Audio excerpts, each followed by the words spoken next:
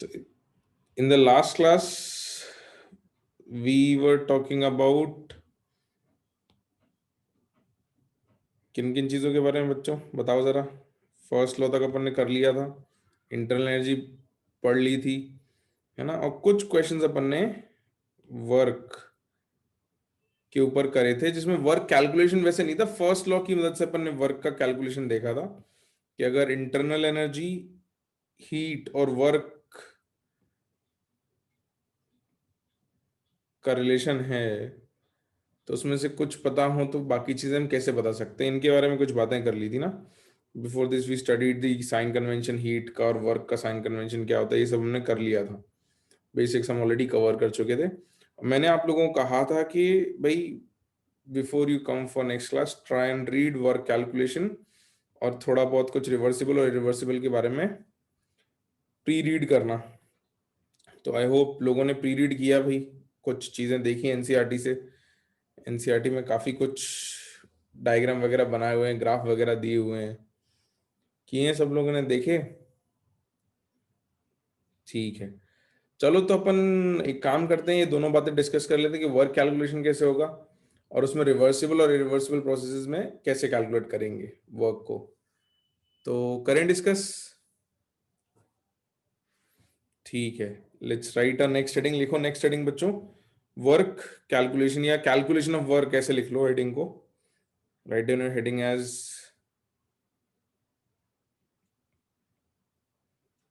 Calculation of work.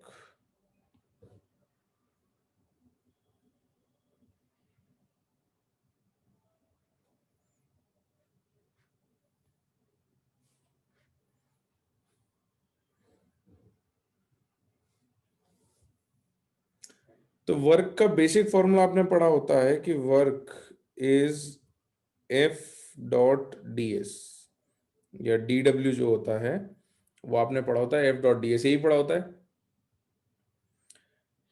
ठीक है, अब अगर किसी कंटेनर की बात कर रहे हैं, हम इसको एक कंटेनर पर अप्लाई करके देख लेते हैं कि मान लो आप किसी कंटेनर की बात कर रहे हैं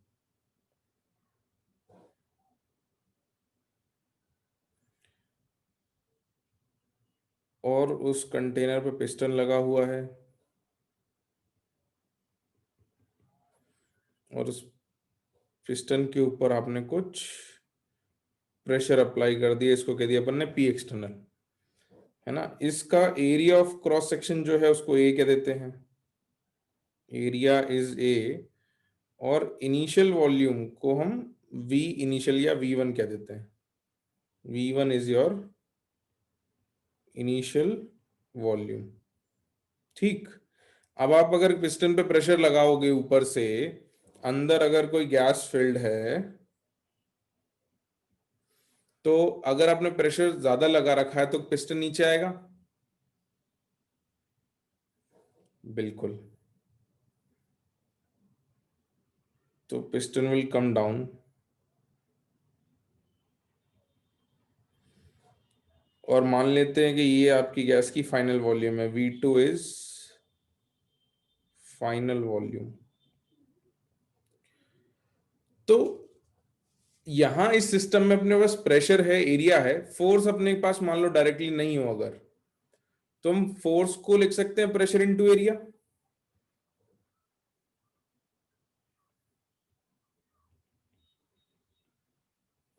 है ना। Force is pressure into area, right. तो डी डब्ल्यू जो अपने पास आएगा, D W will come out to be pressure into area into DS. अब ये जो डायग्राम है बगल में, इसमें डीएस का मतलब क्या है, ये पिस्टन जो थोड़ा सा खिसकता है, शिफ्ट होता है, इसको अपन कहते हैं डीएस। तो जब ये पिस्टन यहां से शिफ्ट होकर यहां आया होगा तो ये डीएस शिफ्ट कर गया और एरिया ऑफ क्रॉस सेक्शन तो आपका ए था। तो ये जो आपके पास चेंज इन वॉल्यूम आया, इसको डीवी कह सकते हैं, इज एरिया इंटू डीएस, है ना। भाई एरिया इंटू डीएस जो है वो आपका डीवी हो जाएगा, तो फिर इसको डीवी लग देते हैं। तो एरिया इंटू डीएस को हमने डी वी यानी चेंज इन वॉल्यूम लिख दिया। तो फिजिक्स में जो आपने वर्क का फॉर्मूला पढ़ा था उससे हमने गैसेस के ऊपर वर्क के लिए डीडब्ल्यू का फॉर्मूला तो बना लिया, लेकिन साइन कन्वेंशन पे अभी हमने ध्यान नहीं दिया ना। We also have to take a look at sign convention. अच्छा, ये जो सिस्टम अपन ने लिया है बच्चों, ये जहां पे अपन गैस पे प्रेशर लगा रहे हैं, यहाँ अपन प्रेशर गैस पे लगा रहे हैं तो सिस्टम पर वर्क कर रहे हैं या सिस्टम से वर्क ले रहे हैं, क्या कर रहे हैं? सिस्टम के ऊपर वर्क कर रहे हैं ना। तो देखो, तो since here dw is on the system, therefore the value should be positive।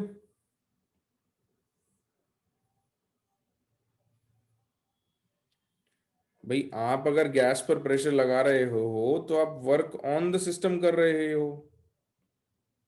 तो क्योंकि वर्क ऑन द सिस्टम कर रहे हो तो ये जो वर्क आएगा इसका जो साइन आना चाहिए ये पॉजिटिव आना चाहिए। तो जब हम फॉर्मूला बना रहे हैं हम उस फॉर्मूले को इस तरीके से बनाना चाहते हैं कि हमको बार बार साइन के बारे में सोचना ना पड़े। ठीक है, ये जो है ये आपको मैग्नीट्यूड दे देगा, this will give you magnitude. ऐसे मॉड लगा दो मैग्नीट्यूड मिल जाएगा। तो वो हर केस में आपको मैग्नीट्यूड तो दे ही देगा, बट हम चाह रहे हैं कि साइन के साथ फॉर्मूला बनाए। तो हम इसलिए यहां पर काम करते हैं कि साइन देख लेते हैं कि क्या साइन आता है इस केस में। अगर हमारे हिसाब से साइन आ रहा होगा तो इसी को रख लेंगे, नहीं आएगा तो चेंज कर लेंगे, है ना। केमिस्ट्री में हमने वर्क ऑन द सिस्टम को पॉजिटिव लिया है। बेटा प्रकृति डी ए थोड़ी है यहाँ पे, ये तो डी एस है ना, small shift in position of piston. Piston थोड़ा सा भी खिसकाओगे तो जो शिफ्ट आएगा वो डीएस आएगा ना। इस प्रेशर के लगने की वजह से जो पिस्टन मूव हुआ वो डीएस है, छोटा शिफ्ट। वर्क में डी, ये एफ डॉट डीएस लिखते हो ना तुम लोग।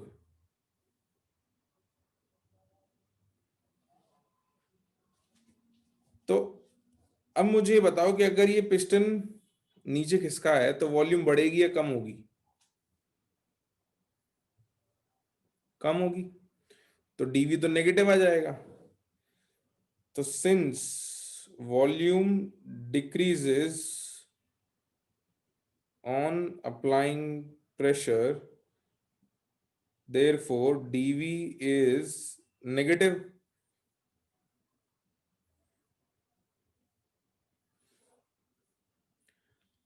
अब dv आपका नेगेटिव आ गया, प्रेशर नेगेटिव तो होगा नहीं, प्रेशर तो स्केलर क्वांटिटी है। तो इस हिसाब से अपना dw क्या आ रहा है? नेगेटिव आ रहा है। बट हम क्या चाहते हैं? हम क्या चाहते हैं कि जब सिस्टम पे वर्क हो तो वर्क dw क्या आना चाहिए? पॉजिटिव। तो हम अपना फॉर्मूला जब लिखेंगे, ठीक है, जब हम अपना फॉर्मूला लिखेंगे तो therefore to get positive value of dw when work is done on the system,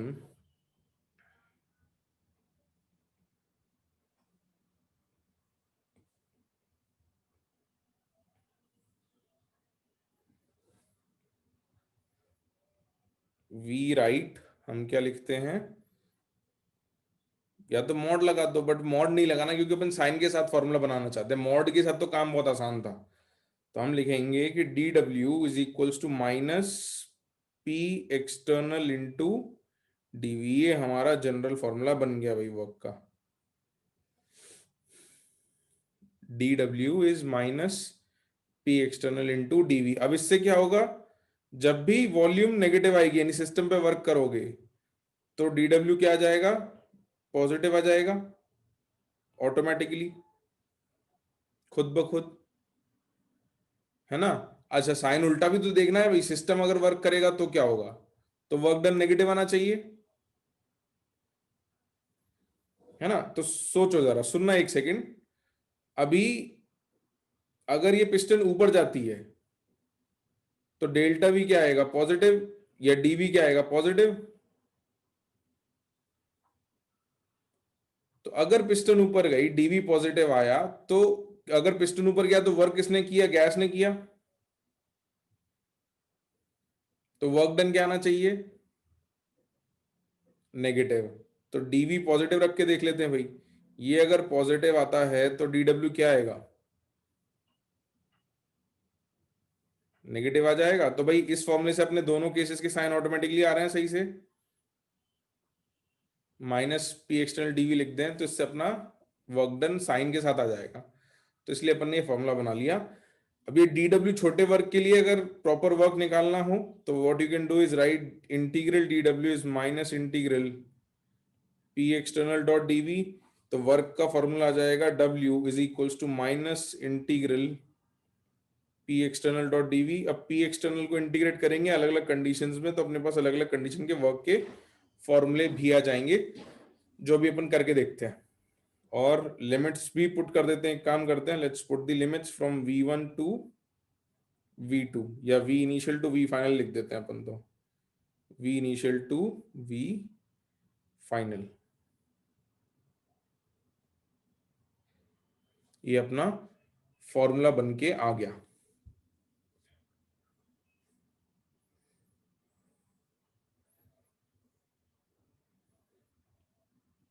ठीक है,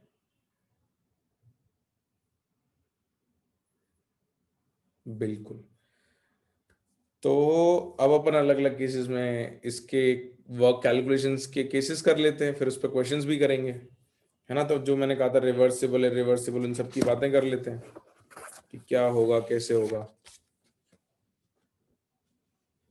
बेटा आदित्य, मॉड लगा के फॉर्मूला बनाओगे तो तुमको सिर्फ वर्क का मैग्नीट्यूड मिलेगा, तो साइन तुमको खुद से डिसाइड करना पड़ेगा, है ना। उसमें फिर क्या होगा कि तुमको साइन वो हमेशा पॉजिटिव वर्क देगा, तो फिर you will have to decide कि साइन पॉजिटिव लगाना नेगेटिव लगाना, तो सोचना पड़ेगा।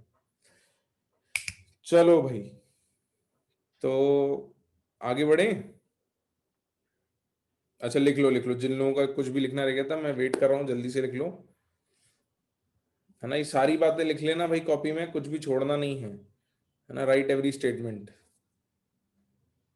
मैं जूम आउट कर देता हूँ, चलो ये लो,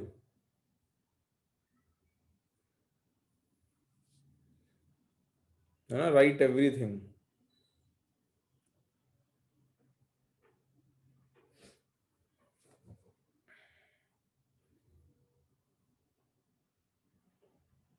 लिख लिया सबने, बचा है, लिखो लिखो लिखो। फिर अपन ये फॉर्मूला, ये तो अभी जनरल बना इंटीग्रल, इसको अलग अलग केसेस में कैसे इंटीग्रेट करते हैं वो अपन देख लेंगे, है ना।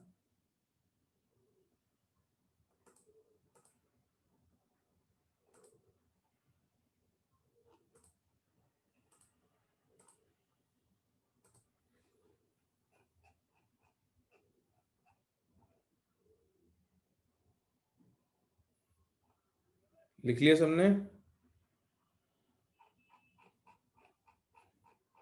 ओके। चलो तो अब अपन इसको अलग अलग केसेस में डिस्कस कर लेते हैं।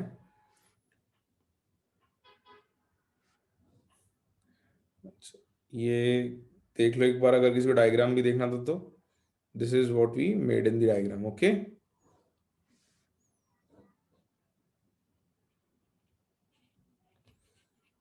All right. तो सुजल बेटा, फोर्स का डायरेक्शन तो तब लोगे ना जब फोर्स होगा, हम तो यहाँ मोस्टली प्रेशर से काम करते हैं। तो यहाँ पर केमिस्ट्री में जब तुम मोस्टली काम कर रहे होगे तो तुमको डायरेक्शन के बारे में इंफॉर्मेशन वैसे नहीं होगी, तो इसलिए उसको अपन ने डायरेक्टली कर लिया। अब अपन क्या करते हैं, वर्क कैलकुलेशन में अलग अलग प्रोसेस की बात कर लेते हैं। जैसे पहले रिवर्सिबल की बात कर लेते हैं ना, let's talk about reversible process. तो इसमें लिखो ए, रिवर्सिबल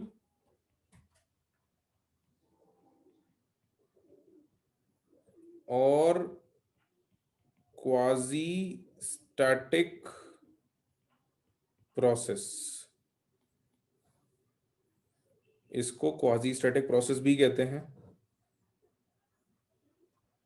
रिवर्सिबल और क्वाजी स्टैटिक प्रोसेस।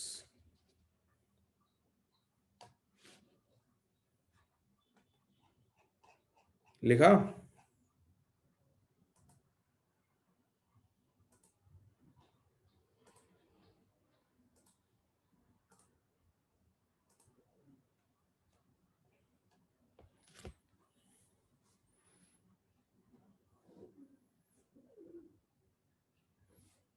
तो उसमें लिखो, in this type of process the system is always in thermodynamic equilibrium.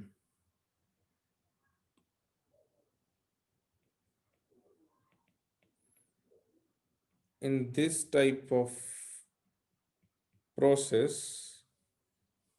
comma, the system is always in thermodynamic equilibrium at every stage of the process.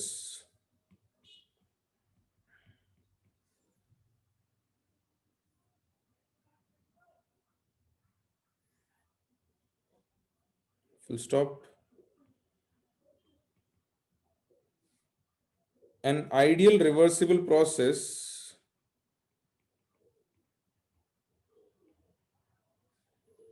will take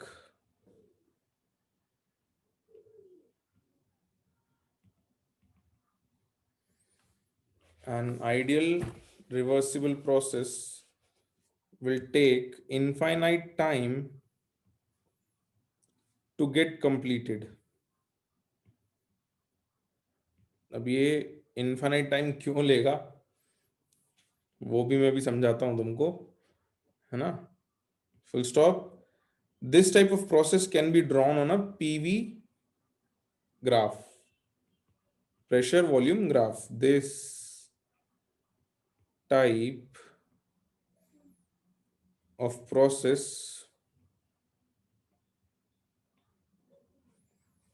can be drawn on a pressure volume graph. इन सब बातों का मतलब, या ये सब बातें कैसे हम समझ सकते हैं उसको एक एग्जांपल से समझेंगे.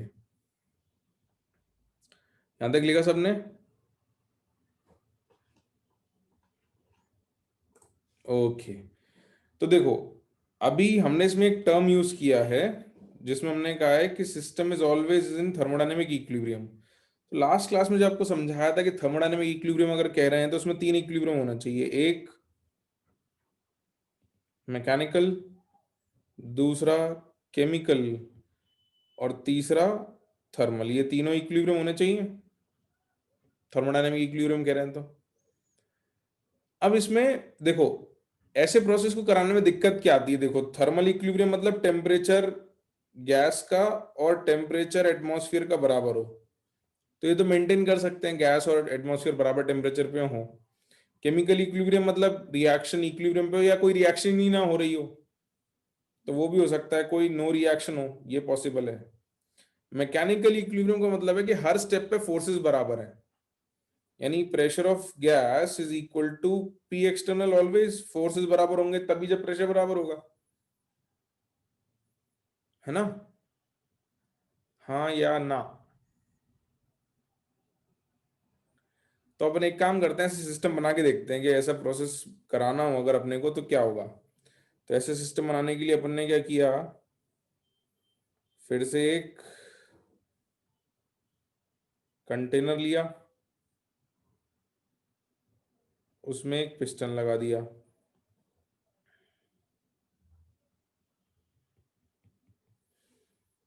है ना? अब इस वक्त इस पिस्टन पर एक्सटर्नल प्रेशर जो है P external is equal to P atmosphere, है ना? ये आपका P1 हो गया इनिशियल प्रेशर. ये आपकी इनिशियल वॉल्यूम हो गई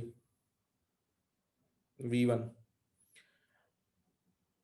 अब इस वक्त एक्सटर्नल प्रेशर और गैस का प्रेशर इक्वल है और आप चाह रहे हो कि सिस्टम की वॉल्यूम कम कर दी जाए और हर वक्त एक्सटर्नल और इंटरनल प्रेशर को बराबर रखना है। तो अब अगर हर वक्त इंटरनल एक्सटर्नल प्रेशर को बराबर रखेंगे तो पिस्टन नीचे कैसे आएगा?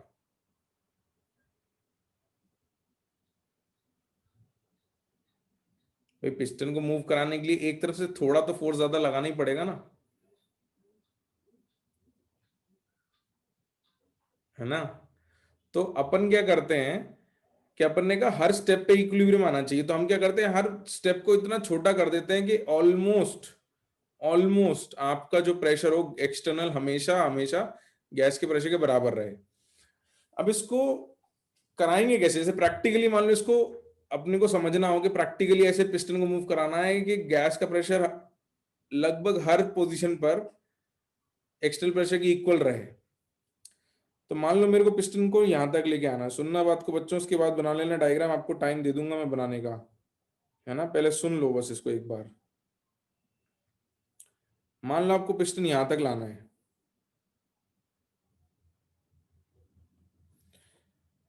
तो अब इसमें कैसे कराएंगे? सही कह रहे हो सुजल बेटा, बिल्कुल। तो अब आप क्या करो, सुनना इस बात को। मान लो आपने पिस्टन यहाँ लिया था और यहाँ पी एक्सटर्नल और पी इंटरनल बराबर था, तो पिस्टन एक जगह थी।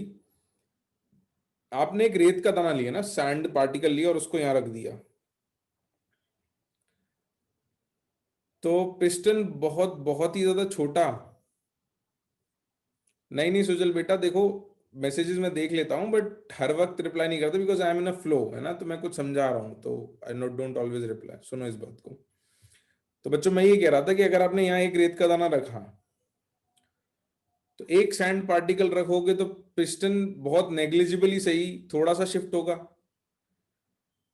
है ना? तो P external is equal to P internal plus बहुत छोटा प्रेशर बढ़ा। बट ये इंस्टेंटली, ऑलमोस्ट इंस्टेंटली, जैसे रेत का दाना रखोगे हल्का सा पिस्टन शिफ्ट हुआ होगा, वापस से क्या हो जाएगा? P external equal to P internal आ जाएगा वापस से चेंज होके, है ना? बहुत जल्दी हो जाएगा ये काम क्योंकि बहुत ही थोड़ा सा पिस्टन खिसक रहा है।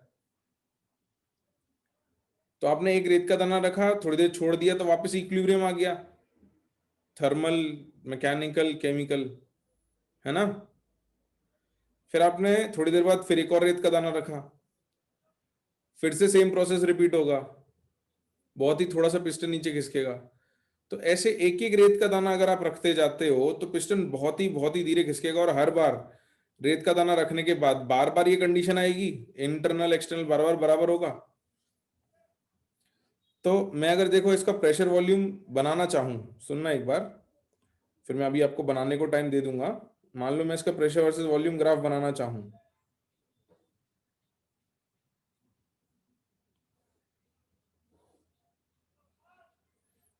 यहां प्रेशर है, यहां वॉल्यूम है। इनिशियल प्रेशर मेरा मान लो P1 था और वॉल्यूम थी मेरी V1, तो ये V1 और यहां पर P1। अब क्योंकि मैं बहुत ही छोटे छोटे स्टेप्स ले रहा हूं तो मेरे को अगला पॉइंट इसके एकदम पास में मिलता है, बहुत ही पास में, बिल्कुल यहाँ पर, है ना? मैं इन पॉइंट्स को हटा दूंगा बट एक बार देख लो, क्योंकि फिर अपन वो कंटिन्यूशन, वो ग्राफ कैसे बनता है वो समझा रहा हूँ। फिर थोड़ा और प्रेशर बढ़ाया तो थोड़ा और इधर खिसक गया, तो एकदम पास पास पास पास मिलते जाएंगे पॉइंट्स बच्चों आपको। मतलब ये तो मैंने फिर भी थोड़े दूर दूर बनाए हैं, you will have very close points like this, है ना? तो ऐसे आपको हर प्रेशर, हर पॉइंट पे प्रेशर वॉल्यूम मिलती जाएगी कंटिन्यूशन में। तो अगर आपके पास ऐसे यहाँ V1 से लेके आपको मान लो यहाँ तक आना था V2 तक, है ना? ये आपका V2 था,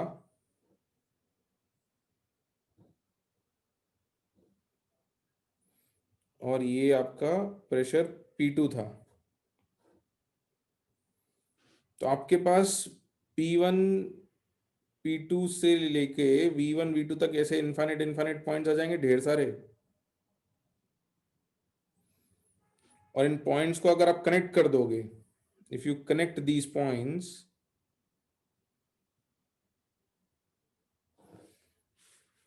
तो आपको ग्राफ मिल गया पूरा प्रेशर वॉल्यूम का।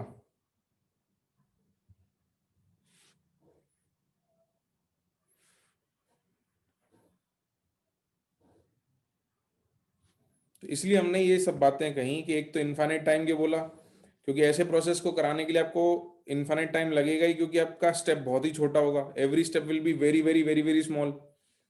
तो अगर डीवी इनफाइनाइटली स्मॉल है तो डेल्टा वी लाने के लिए आपको इनफाइनाइट टाइम चाहिए ना भाई। डीवी प्लस डीवी ऐसे बहुत सारी बार डीवी करोगे तब टोटल डेल्टा वी आएगा। तो अगर ये इनफाइनाइटसिमली स्मॉल है तो टोटल प्रोसेस इनफाइनाइट स्टेप लगेंगे। इनफाइनाइट कहने का मतलब होता है बहुत बड़ा नंबर, ठीक है, सिग्निफिकेंटली लार्ज नंबर। तो इस प्रोसेस को लगाने को बहुत टाइम लगेगा। जैसे आप खुद प्रैक्टिकली सोचो कि अगर आप एक एक मिनट बाद भी एक एक रेत का दाना डालते हो, तो ये पिस्टन को ऊपर से नीचे तक लाने के लिए जो रेत के दाने आप लोगों ने डाले होंगे, उसको रखने के लिए कुछ कुछ साल तो लग ही जाएंगे तुमको। एक एक रेत का दाना एक एक करके रखोगे तो, है ना। ये आपका V2 है। तो ऐसे प्रोसेस को हम रिवर्सिबल प्रोसेस कहते हैं या क्वाजी स्टैटिक प्रोसेस कहते हैं, जो इतना स्लोली कराया जाए कि हर इंस्टेंट पे हर पॉइंट पर एक्सटर्नल और इंटरनल प्रेशर आपका सेम रहे। और क्योंकि एक्सटर्नल इंटरनल प्रेशर सेम रहता है, आप इंटरनल प्रेशर मेजर कर पाते हो, इसलिए आप एक गैस का पीवी डायग्राम भी बना सकते हो, because you will measure at every step pressure volume pressure volume pressure volume, आप सबका मेजर करते जाओगे तो you can draw graph. All right, बात समझ में आई सबको। चलो तो इसको बना लो ग्राफ को, फिर अपन इसमें आइसोथर्मल प्रोसेस में वर्क डन कैलकुलेट करेंगे, है ना।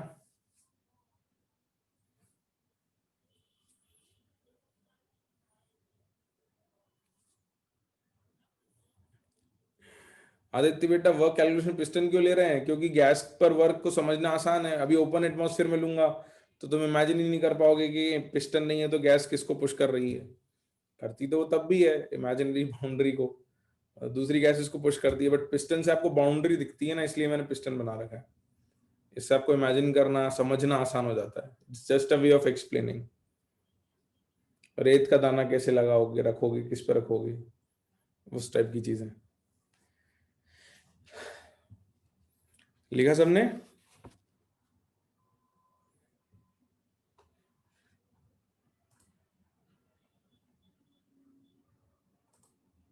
ओके जयराज। हाँ हाँ पलक।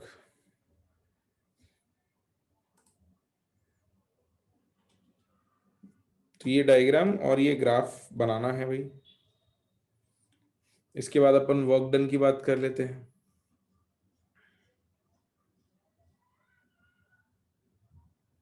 कि इसमें वर्क डन कैसे निकालेंगे। बना लिया सबने?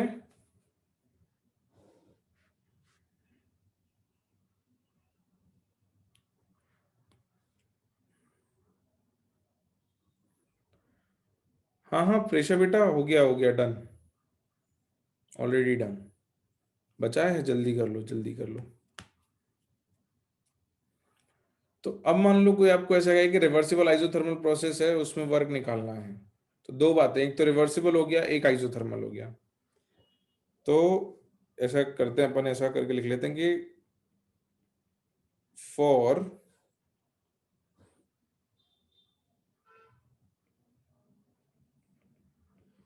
रिवर्सिबल आइसोथर्मल प्रोसेस,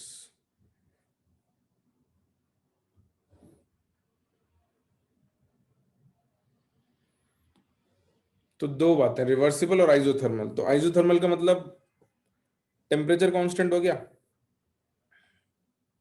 और इसमें एक बात और लिख लेते हैं, फॉर एन आइडियल गैस,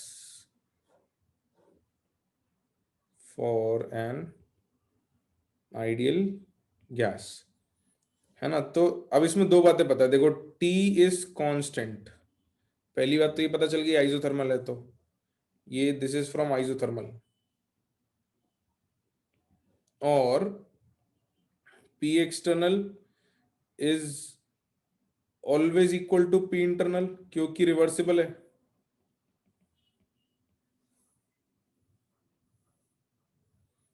ना। तो देर फोर अब अपन क्या कर सकते हैं, सुन लो, ये वाली रिलेशन का यूज कहाँ आएगा देखना अभी। देर फोर अपन ने लिखा था कि W is equals to minus integral P external dot DV, ये लिखा था अपन ने। अभी मैं ये पी एक्सटर्नल को पी इंटरनल से रिप्लेस कर सकता हूं यहाँ पे, क्योंकि ये लगभग बराबर ही रहते हैं हर वक्त। तो this can be written as W is equals to minus P internal DV. अच्छा, अब अंदर तो गैस भरी आइडियल, तो फॉर एन आइडियल गैस अपन क्या लिख सकते हैं, for an ideal gas pressure is equals to क्या होता है, NRT/V होता है, पढ़ा था अपन ने। तो अब अपन इसको सब्स्टिट्यूट कर देते हैं, तो अपन ने ये इसलिए यूज किया, रिवर्सिबल में ये यूज होगा, तो पी इंटरनल लिखेंगे और पी इंटरनल की जगह पर अपन NRT/V लिख देंगे, क्योंकि डीवी से इंटीग्रेट हो जाएगा वी तो।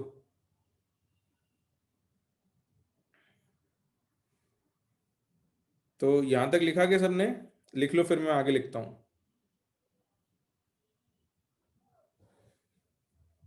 तो यहां से फिर अपना अगला स्टेप आएगा कि W is equals to minus integral NRT/V into DV. अब टेम्परेचर कांस्टेंट है, टेम्परेचर कांस्टेंट है, तो NRT क्या इंटीग्रल से बाहर जा सकते हैं। अक्षर बेटा मैं एक बार और समझा दूंगा अगर आपको दिक्कत लग रही है ना। वैसे तो बेसिक इंटीग्रेशन ही है, ज्यादा कुछ नहीं किया है। कंडीशंस जो लिखी हैं बस उनका यूज करके अपना काम आसान करते जा रहे हैं हर स्टेप पे, कि किसको किससे हटा सकते हैं, क्या रिप्लेस कर सकते हैं, फाइनली एक फॉर्मूला बन के आने वाला है। तो टेम्परेचर कांस्टेंट बोला था यहाँ पे आइसोथर्मल में, तो ये बाहर आ जाएगा। आर वैसे ही कांस्टेंट होता है, गैस फिक्स्ड है, गैस बाहर नहीं जा रही है, तो एन भी बाहर आ जाएगा। तो आपके पास बचेगा W is equal to minus NRT integral dV/V। ये V इनिशियल से V फाइनल आपकी लिमिट थी। तो भाई 1/dx/x का इंटीग्रल क्या होता है, पढ़ा होगा सबने। log x के ln x क्या होता है, log और ln में फर्क है भाई अपने पास। ln x है ना, ln x होता है log to the base e होता है। बिल्कुल, तो ये आएगा आपके पास W is equal to minus NRT ln V, और लिमिट V इनिशियल से V फाइनल वो भी पुट कर देते हैं, तो हमको वर्क का फॉर्मूला मिल जाएगा minus NRT ln V final by V initial,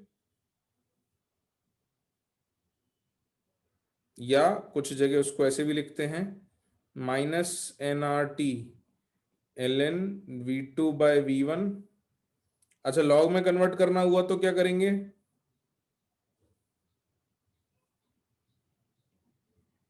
log में कन्वर्ट करना हुआ तो क्या करेंगे, कौन से फैक्टर से मल्टीप्लाई करेंगे, 2.303, बिल्कुल, तो 2.303 log V2/V1।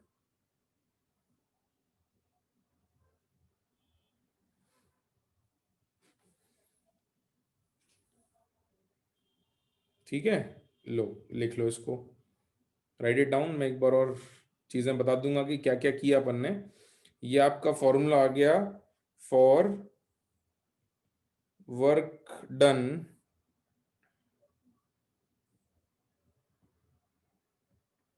In a reversible isothermal process.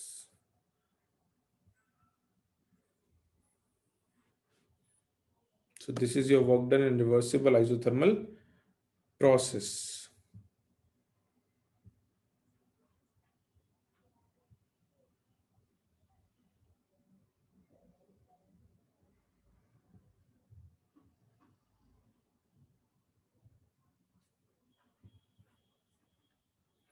लिख लिया सबने?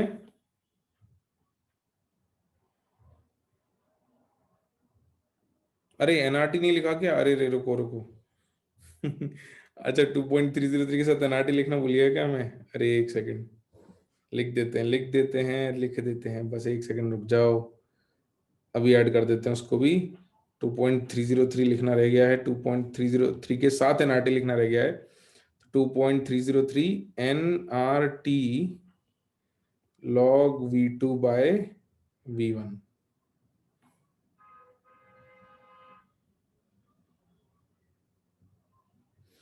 है ना?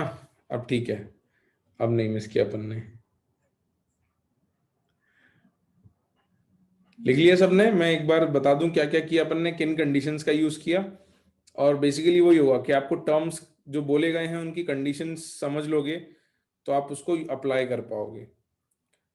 तो देखो बच्चों, हमने ये कहा था, पहले समझा था कि रिवर्सिबल प्रोसेस क्या होता है। इसमें हमने समझा था कि पी एक्सटर्नल जो है वो पी इंटरनल के बराबर आएगा हमेशा, एट एवरी स्टेप, है ना, हर स्टेप पे। ये कहा था हमने। तो इसका यूज हमने यहाँ किया कि जब हमको पी एक्सटर्नल लिखना होगा, उसकी जगह हम पी इंटरनल भी लिख सकते हैं अगर रिवर्सिबल बोल दिया है तो हम कर रहे थे रिवर्सिबल की बात, तो इस कंडीशन का यूज कर सकते हैं। अक्षरा बेटा देख लेना एक बार, है ना। दूसरी चीज, जब हमने आइसोथर्मल समझा था तो हमने ये समझा था कि आइसोथर्मल में टेम्परेचर कांस्टेंट होता है। आइसोथर्मल का मतलब ही होता है कि आइसोथर्मल प्रोसेस का मतलब पढ़ा था अपन ने, टेम्परेचर कांस्टेंट, DT0, है ना। और वर्क डन का फॉर्मूला हमने यहाँ पे निकाला था, ये minus integral P external into DV. तो ये तीन चीजें अपन ऑलरेडी सीख चुके थे, अपन ने बस इनको यूज किया यहाँ पे। तो तीसरी चीज ये लिख दी। अब इससे अपने को क्या होगा कि इंटीग्रेशन आपको बार बार ना करना पड़े। अगर आइसोथर्मल प्रोसेस रिवर्सिबल बोल दिया है तो उसके लिए फॉर्मूला एक बार डिराइव कर लेते हैं। तो अब यहाँ पे क्या हुआ कि पी एक्सटर्नल के लिए हमारे पास कोई इक्वेशन नहीं होती, गैस की इक्वेशन तो होती है, तो गैस तो कंटेनर के अंदर है। तो ये रिलेशन का यूज किया अपन ने कि सर आपने बताया था कि पी एक्सटर्नल पी इंटरनल बराबर होते हैं कब, जब रिवर्सिबल प्रोसेस होता है। तो हम क्या करते हैं सर, पी एक्सटर्नल की जगह पी इंटरनल लिख देते हैं। तो अगर मैं कहूंगा पी इंटरनल क्यों लिखा, तो तुम कहोगे कि सर इसलिए कि पी इंटरनल के लिए हमको पता है कि प्रेशर को वॉल्यूम के टर्म्स में कैसे लिखना है, एनआरटी बाई वी लिख देंगे सर। और वॉल्यूम के टर्म्स में आ गया तो इंटीग्रेशन हो जाएगा, क्योंकि डीवी है तो एक्सप्रेशन वॉल्यूम के टर्म्स में चाहिए। तो इसलिए पी इंटरनल पे ले आए, उसमें सब्सटीट्यूट कर दिया अपन ने इसको NRT by V. NRT by V substitute किया, तो अगर टेम्परेचर वेरिएबल होता तो फिर दिक्कत होती, क्योंकि टेम्परेचर को वी के रिस्पेक्ट में कैसे इंटीग्रेट करेंगे sir.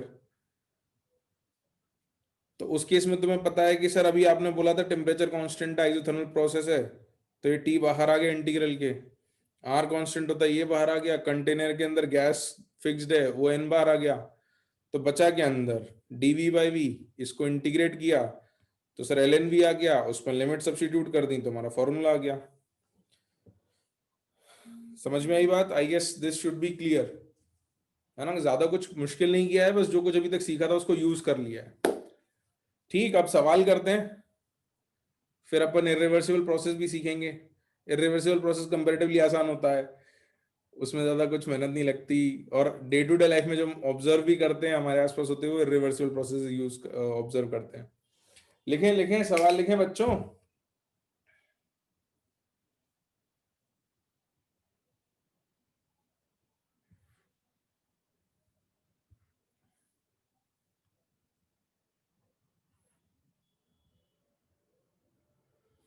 Okay,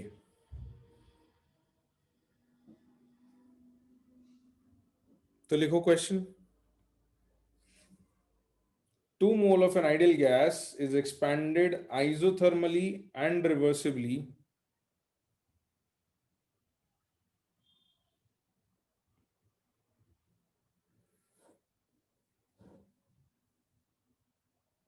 2 moles of an ideal gas is expanded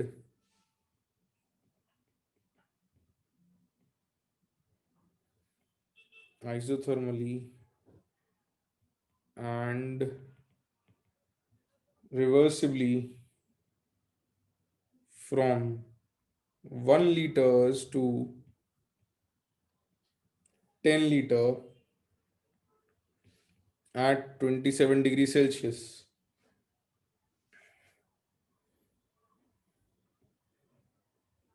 Calculate the work in this process.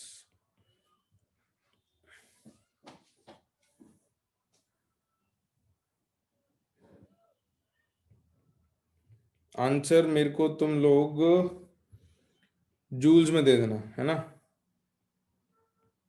Answer in joules, और R इज इक्वल्स टू 25/3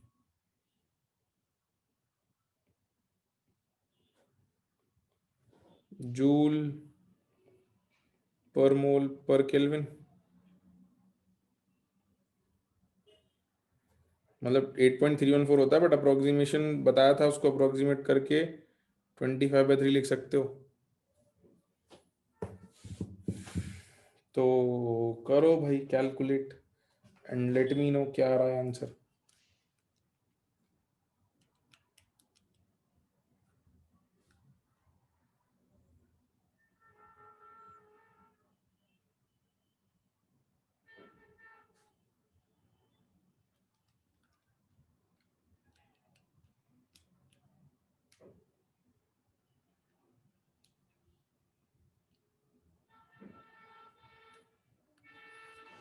बताओ, मैं भी तब तक लिख देता हूँ। देवना इतना बड़ा आ रहा है क्या? देखते हैं।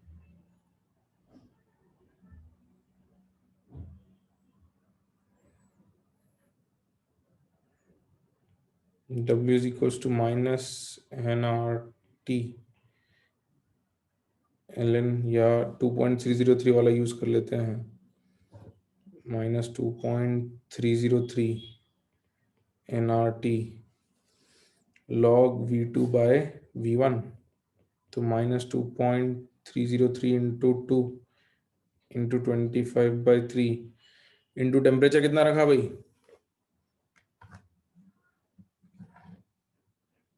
293? नहीं नहीं, 300 रखना है, इंटू log 10/1, तो log 10 कितना होता है?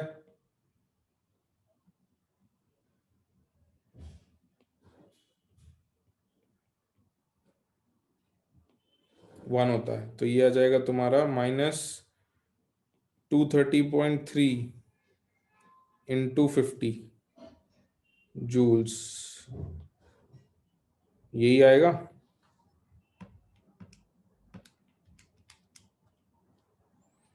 तो वर्क डन आ जाएगा -11,515 जूल्स। ये जो वर्क है ये क्या है? Work done on the system के work done by the system? अरे नेगेटिव में लिख रहे हो। देखो, काम सिस्टम ने किया है। सुनना सुनना बात को, तो सुनो सुनो सुनो, इसको आप आंसर कैसे करोगे?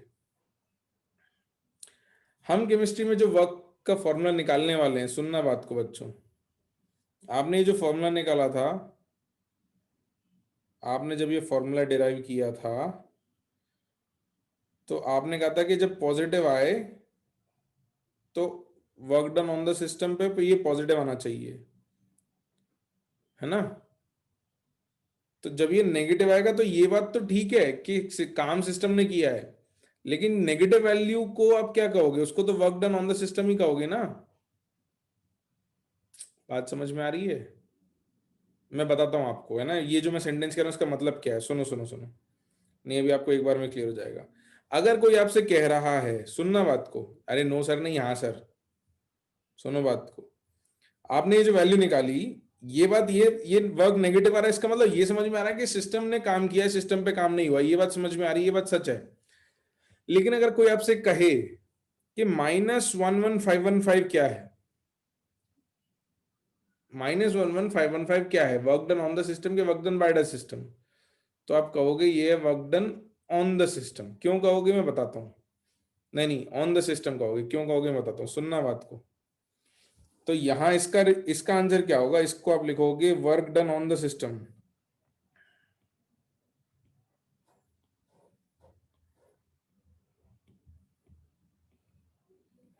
Is -11515 joules. और अगर कोई बोले कि work done by the system बताओ, इस केस में तो आप लिखोगे +515 जूल्स। क्यों लिखोगे मैं अभी बताता हूं, है ना। ये लिख लो, मैं समझाता हूं कि ऐसा क्यों लिखोगे आप। बहुत लॉजिकल सी बात है। क्योंकि साइन आपको एक रेफरेंस फ्रेम से पता है। ये जो साइन है, ये साइन ऑन द सिस्टम के रेफरेंस फ्रेम से पता है, बाय द सिस्टम के रेफरेंस फ्रेम से अलग आएंगे।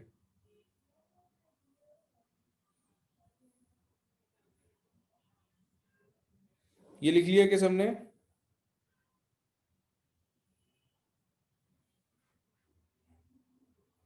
तो अपन ने जो भी वर्क का फॉर्मूला निकाला है वो निकाला ऑन द सिस्टम के लिए, लेकिन उससे जब भी वर्क नेगेटिव आएगा, इसका मतलब होगा कि अगर सिस्टम पर नेगेटिव वर्क हुआ है तो वर्क किसने किया है?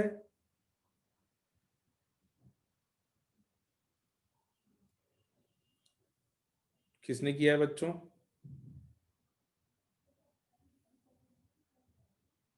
सिस्टम ने किया है ना, है ना। सुनो सुनो सुनो, मान लो ये आपका सिस्टम है और मैंने इस पे 100 जूल वर्क कर दिया, तो आप क्या लिखोगे? Work on the system is 100 joules, लिखोगे। लेकिन सिस्टम ने वर्क किया होता, तो इस केस में ऑन द सिस्टम कोई पूछ ले कि वर्क ऑन द सिस्टम क्या है, ये बताओ, तो कितना हो गया? -100 जूल्स। तो माइनस साइन बता तो ये रहा है कि सिस्टम ने वर्क किया है, लेकिन सिस्टम पर वर्क पूछेंगे तो माइनस साइन के साथ ही बोलेंगे ना। अगर कोई बोल रहा होगा कि नहीं ऑन द सिस्टम बताओ कितना है, तो माइनस साइन के साथ, है ना। सही बात है। हाँ, मतलब नीचे बाय कर देते हैं इसको, बाय द सिस्टम। कहते मैं बाय द सिस्टम ही रहा हूं, है ना। बिल्कुल, तो फ्रेम ऑफ रेफरेंस का फर्क है। अब इसी जगह अगर ये ये कंडीशन होती कि सिस्टम वर्क कर रहा है ना।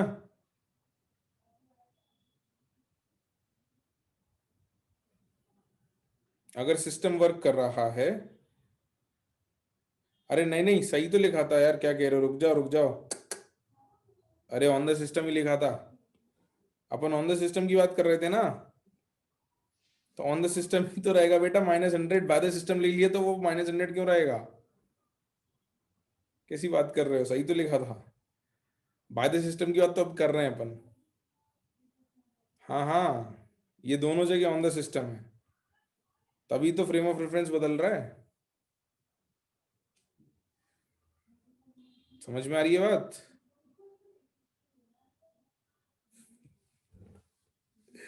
ये तुमने बीच में बाय द सिस्टम बोल के ना गड़बड़ करा दिया। रुको रुको, सुनो बात को, सिर्फ रेफरेंस फ्रेम का फर्क है। वापस तुम लोगों ने बीच में गड़बड़ कर दिया, अपन एक स्टेप पीछे जा रहे हैं। यहाँ पे थे अपन, अगर सिस्टम पे वर्क हुआ है तो ऑन द सिस्टम 100, है ना। हाँ या ना। और एक दूसरा केस ले रहा हूं मैं ना, इस सिस्टम ने वर्क किया है, तो वर्क बाय द सिस्टम क्या लिखूंगा? +100, ठीक है। लेकिन अगर कोई इस वाले में पूछे कि सिस्टम पे 100 जूल वर्क हुआ, लेकिन तुम ये बताओ सिस्टम ने कितना वर्क किया,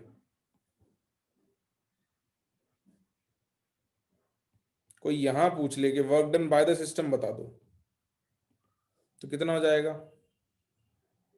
-100। और यहां कोई पूछ ले कि वर्क ऑन द सिस्टम क्या है, तो -100। अब हम ये कह रहे हैं कि हम केमिस्ट्री में हमेशा ऑन द सिस्टम वर्क का फॉर्मूला निकालते हैं। हमने जो भी फॉर्मूले बनाए हैं या बनाएंगे वो वर्क ऑन द सिस्टम के ही बनाएंगे, ठीक। तो बाय द सिस्टम वाले फॉर्मूले हम बनाएंगे नहीं। तो जब सिस्टम पर वर्क हुआ तो वर्क ऑन द सिस्टम क्या आया, +100। लेकिन जब सिस्टम ने वर्क किया तो by the on the system work क्या आएगा, -100। सही बात है। अब अगर किसी ने तुमसे पूछ लिया, हमने केमिस्ट्री में तो हमेशा on the system he calculate किया है, तो हम कहते हैं कि ऑन द सिस्टम कैलकुलेट कर रहे हैं, अगर सिस्टम पे वर्क हो रहा है तो पॉजिटिव लिख देंगे, अगर सिस्टम वर्क कर रहा है तो ऑन द सिस्टम नेगेटिव कहलाएगा वो। लेकिन अगर कोई तुमसे उल्टा पूछ ले कि तुम तो मुझे work done by the system बताओ, तो अगर तुम्हारा आंसर 100 आया होगा, बाय द सिस्टम लिखना होगा, तो क्या करोगे तुम, -100। और अगर ऑन द सिस्टम तुम्हारा -100 आया, बाय द सिस्टम पूछ ले तो क्या करोगे, +100। समझ में आ गई बात। सिर्फ फ्रेम ऑफ रेफरेंस बदल रहे हैं और कुछ नहीं कर रहे हैं, इधर से उधर से इधर, बस।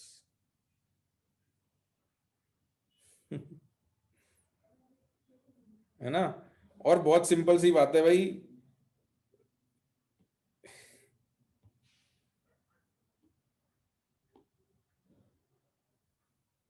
इसको ऐसे भी समझ सकते हो, देखो तुम्हें बहुत सिंपल सी बात है, तुम अपने आप को सिस्टम की जगह रख लो।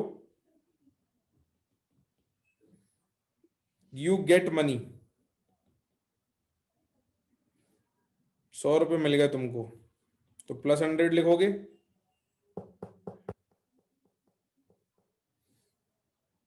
और तुमसे किसी ने मनी ले लिया तो क्या लिखोगे इसको, -100।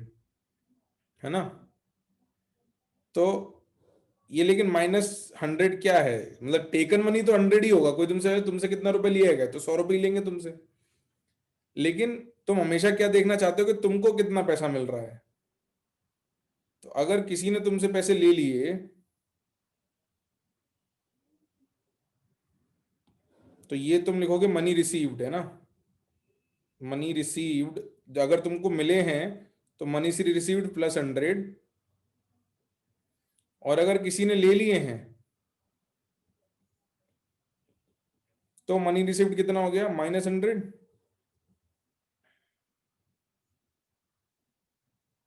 हुआ ना। तो केमिस्ट्री में हमेशा हमको किससे मतलब है, work done on the system से। तो सिस्टम ने अगर वर्क किया है तो वो वर्क हमेशा क्या आएगा, साइन के साथ आएगा, नेगेटिव। किया सिस्टम ने काम है, लेकिन ऑन द सिस्टम तो उसको नेगेटिव ही लिखा जाएगा ना। जैसे मनी रिसीव्ड तो नेगेटिव लिखा जाएगा, लिए गए हैं तुमसे पैसे, लेकिन मनी रिसीव्ड तो नेगेटिव ही आएगा। Right, I hope this clears the concept of sine convention. ठीक है ठीक है ठीक है, चलो चलो लेट्स मूव अहेड।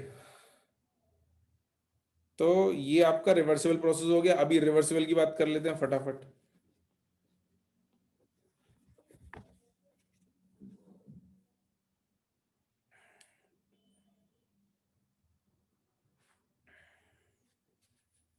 बिल्कुल, तो मतलब ये है कि फॉर्मूले से जब भी आपके पास केमिस्ट्री में वर्क का आंसर आएगा वो हमेशा ऑन द सिस्टम आएगा, याद रखना। ठीक है, केमिस्ट्री में वर्क से जो भी आंसर आ रहा है पॉजिटिव या negative, that is work done on the system. क्योंकि हम फॉर्मूले सारे केमिस्ट्री में work done on the system के ही बनाएंगे।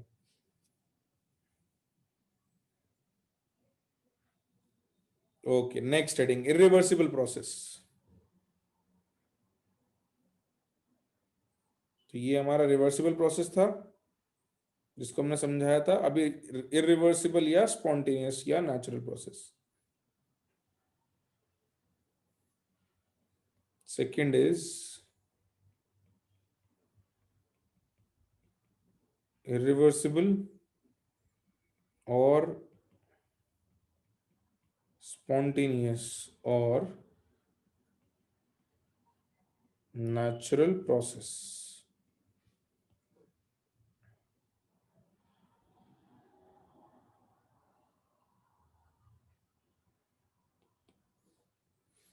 तो उसमें लिखो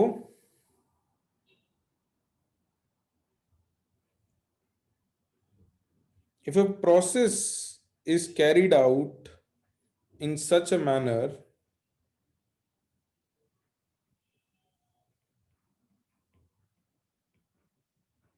if a process is carried out in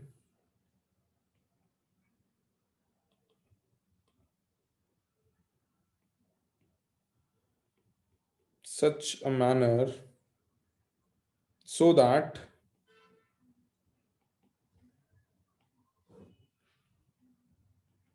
the system is in equilibrium, yeah, is in thermodynamic equilibrium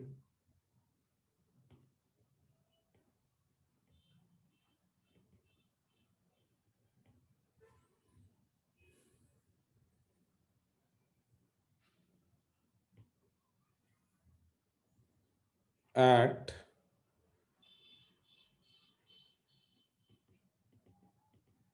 initial and final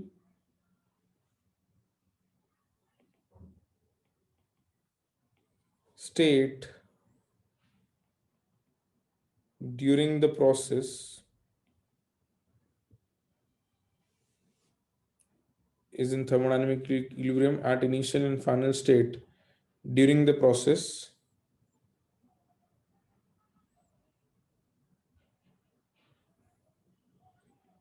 or at some finite intermediate steps along with initial and final state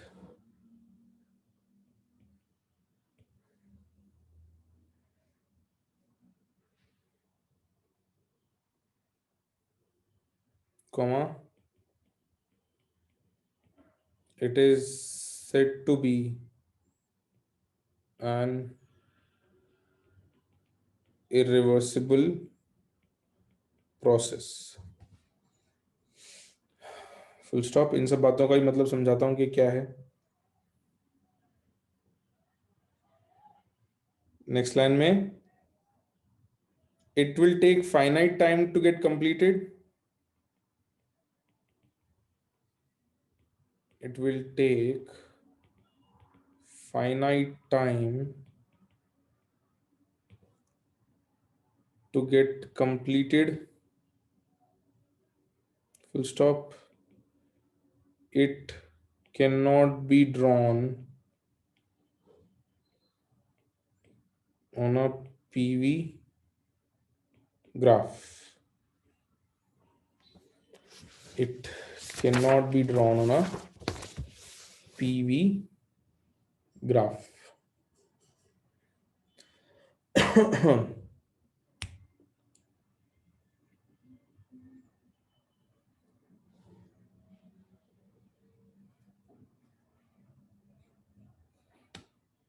लिख लिया? तब इसको समझते हैं इसका मतलब क्या है। मैं बताता हूँ इसको क्यों नहीं बना पाएंगे अपन पीवी ग्राफ पे, वो मैं भी बता रहा हूँ। I'll just tell you why we cannot draw it on a PV graph। तो वापस से एक एग्जांपल प्रोसेस ले लेते हैं। तो फिर से एक कंटेनर है हमारे पास, उसकी इनिशियल कंडीशन है हमारे पास,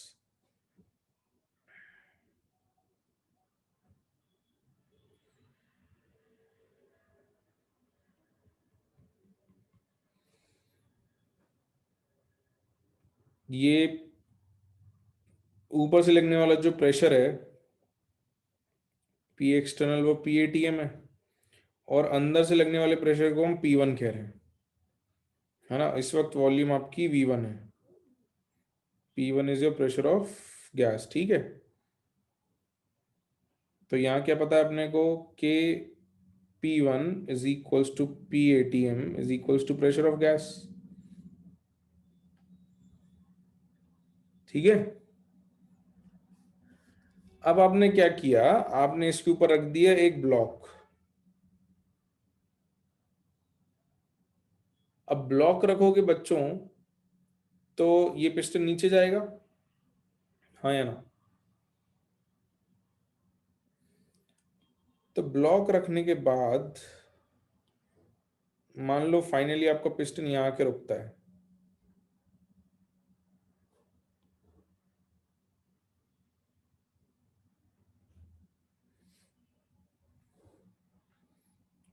तो यहां से लगने वाला प्रेशर P2 है, ये गैस का प्रेशर, ये वॉल्यूम V2 है, इसके ऊपर रखा हुआ है आपका एक block.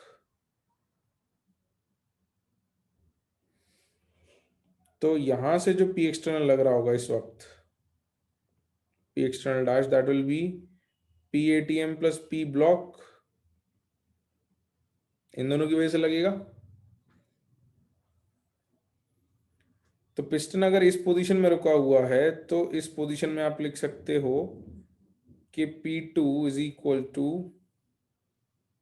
P atmosphere plus P block is equals to P dash of gas, ये लिख सकते हैं।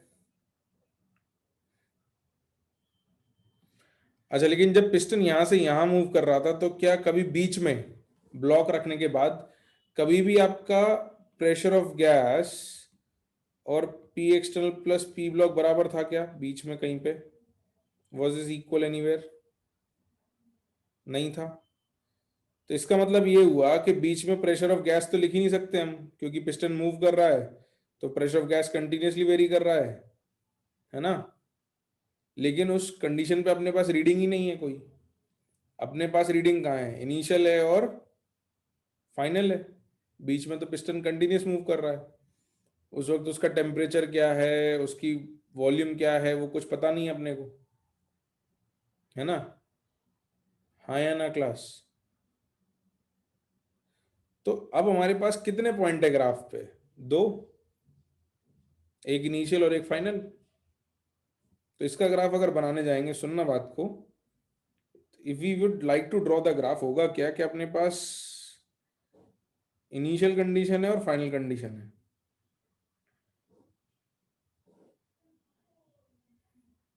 ये इनिशियल है, यहाँ पे वॉल्यूम है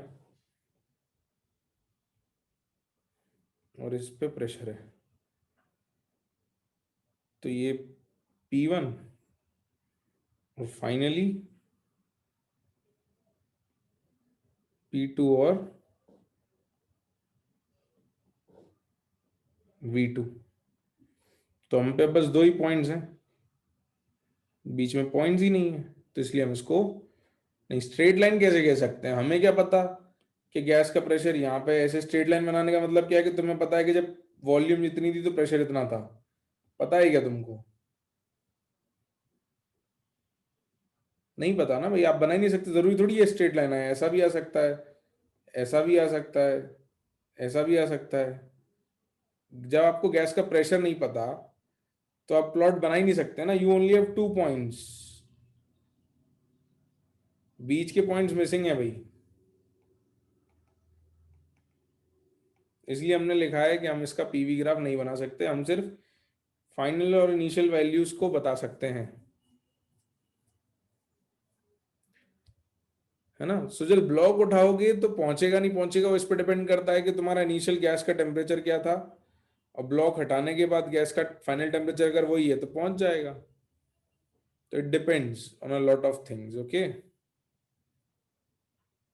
तो इस केस में आप पी एक्सटर्नल पी इंटरनल बराबर नहीं कर सकते अपन, लेकिन इसमें अपने लिए काम आसान दूसरे तरीके से हो जाएगा, वो अपन देखते हैं कैसे आसान होगा। ये बना लो डायग्राम, और ये ग्राफ इससे दो पॉइंट्स प्लॉट कर लो, फिर इसमें भी अपन देखते हैं कि इरिवर्सिबल आइसोथर्मल कराएंगे तो फिर काम कैसे आसान होगा, कि अब इंटीग्रेशन का काम कैसे आसान होगा। बना लिया क्या सबने? सब कुछ लिख लिया? नहीं तो बना लो बना लो बना लो बना लो बना लो, मैं वेट कर रहा हूँ, कोई दिक्कत नहीं है।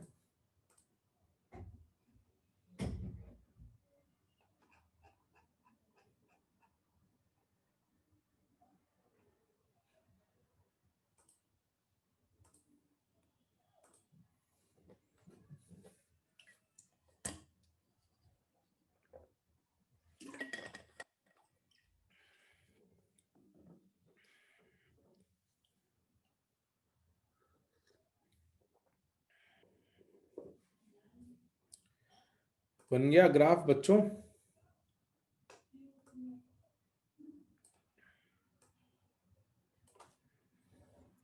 अरे अभी भी बचा, क्या बात कर रहे हो चैन यार, जल्दी करो, हो गया होगा अब तक तो।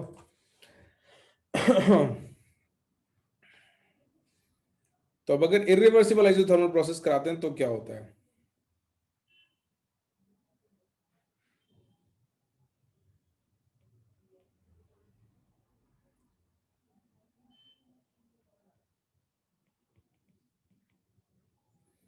इरिवर्सिबल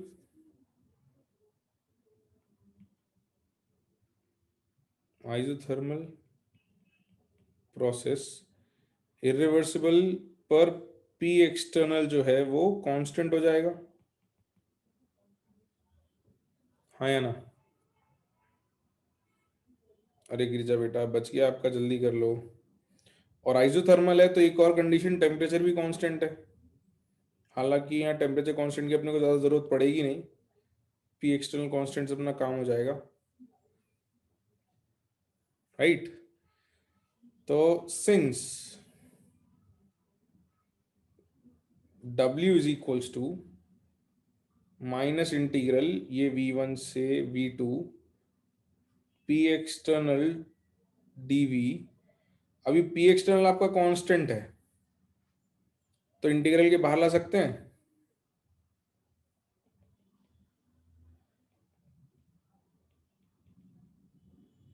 तो उसको इंटीग्रल के बाहर ले आते हैं। तो W is minus P external integral dV V1 से V2, तो क्या आ गया फॉर्मूला आपका, work done irreversible minus P external delta V आ जाएगा, या लिमिट पुट कर देता हूं मैं, चलो ये आप इस तरीके से V और V की लिमिट V1 और V2 इसको प्रॉपरली लिख देता हूं मैं, तो work done irreversible is minus P external V2 minus V1, और V2 माइनस V1 क्या होता है, डेल्टा V। तो इस केस में अपना काम बहुत ही आसान हो जाता है, minus of P delta V अपना आंसर आ गया।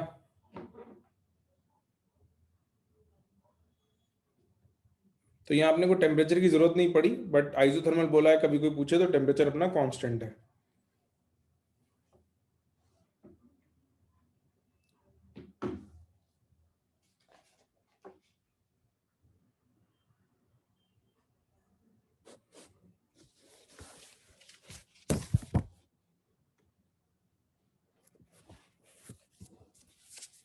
लिख लो जल्दी से। उसमें आप प्रेशर और वॉल्यूम जनरली अपने पास एटमॉस्फेयर और एटीएम और लीटर में होते हैं, तो जूल में कभी पूछा जाए तो कन्वर्जन फैक्टर में लिखवा देता हूँ, जिससे आपको जल्दी कन्वर्जन्स हो जाएंगे डायरेक्टली।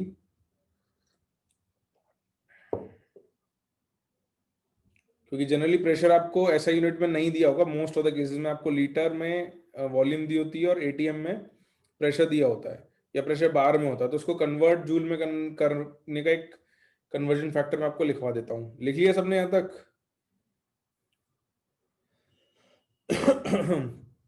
तो कन्वर्जन देख लो,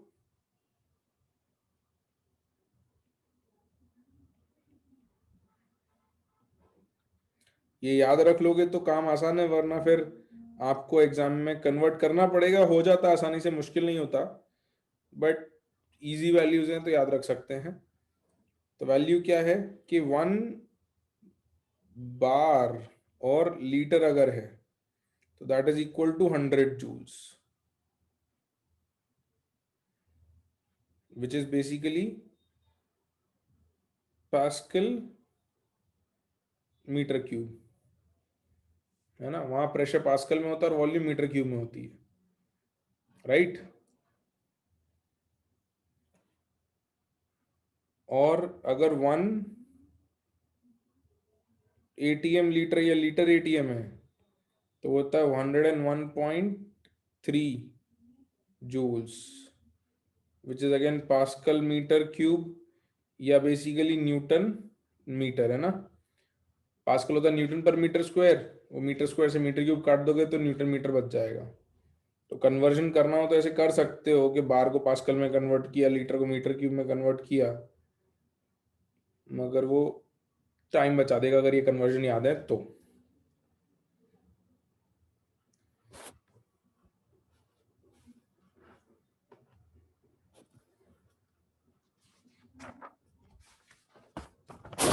ये सबने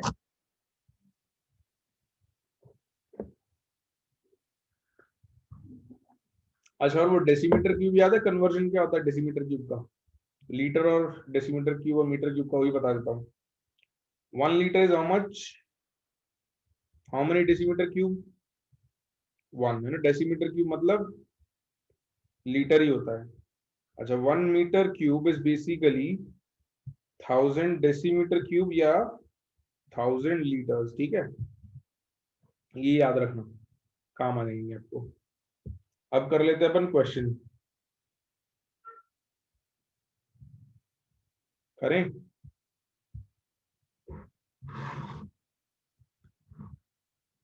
लिखो सवाल।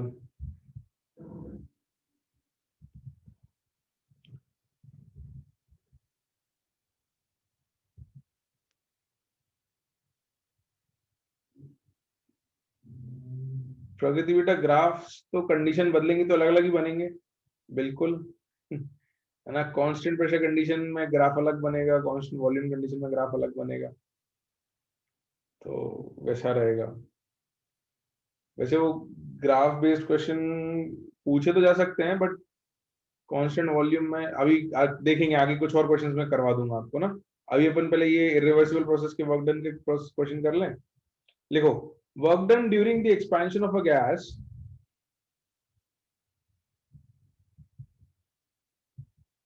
work done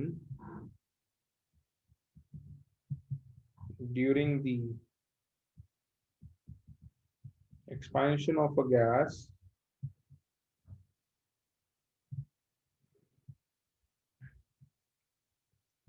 from a volume of 7 decimeter cube to 9 decimeter cube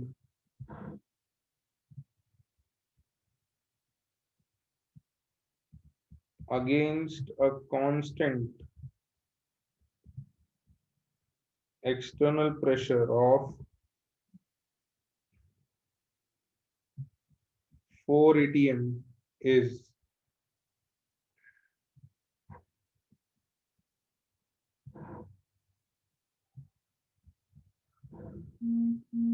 your options are A,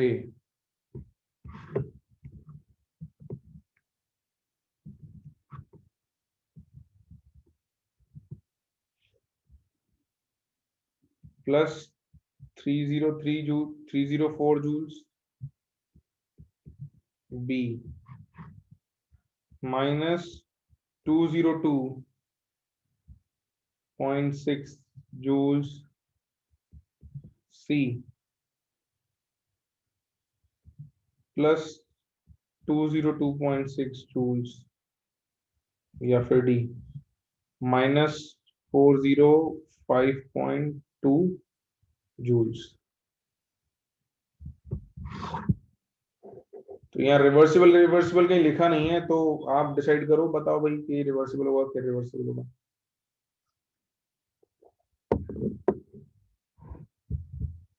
हालांकि वर्क डन के फॉर्मूले में कोई फर्क पड़ेगा नहीं, क्योंकि कांस्टेंट एक्सटर्नल प्रेशर कह दिया है, तो आप बिना डिसाइड करे भी कि रिवर्सिबल है रिवर्सिबल, आप डायरेक्टली प्रेशर को बाहर लिख सकते हो, लिख सकते हो ना?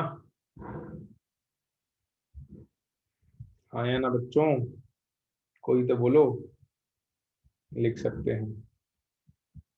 तो solution is, work done is minus P external delta V, which is minus 4 atm into volume में चेंज क्या है, 9 minus 7, this is in liters, तो यह जाएगा -8 लीटर एटीएम।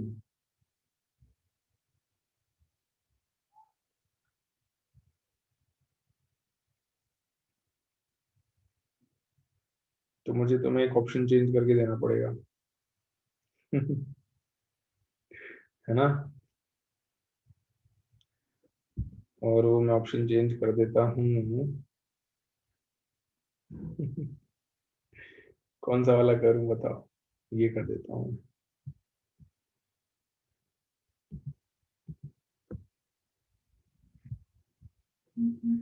ये आ जाएगा, कितना आएगा बताओ कन्वर्जन करके? 810.4, बिल्कुल, माइनस 810.4 जूल या plus 810.4 joule. So this will be minus 8 into 101.3 joules, which is minus 810.4 joules। Answer है ना? चलो सही है, ठीक है। तो अब आपका प्री रीडिंग का होमवर्क ये रहेगा कि इंटरनल एनर्जी एनसीईआरटी से पढ़ना है, थोड़ा आइसोकोरिक प्रोसेस पढ़ना है, जहां आपको ऐसा कुछ रिलेशन मिलेगा, delta E is equals to NCV delta T. Enthalpy पढ़ो थोड़ा सा, delta H is equals to NCP delta T. ये आइसोबैरिक प्रोसेस, ये चीजें थोड़ी रीड करके आओ। इनमें से कुछ बातों को अपन डिस्कस करेंगे। Enthalpy is H, internal energy is you या फिर ई। ये सब आपको कुछ कुछ बातें मिलेंगी एनसीईआरटी में, तो थोड़ा प्री रीड करो। वर्क के मैं कुछ क्वेश्चन होमवर्क दे दूंगा अभी, तो ये आपके लिए होमवर्क रहेगा। इस पर अपन अगली क्लास में थोड़ी बातें करेंगे, है ना?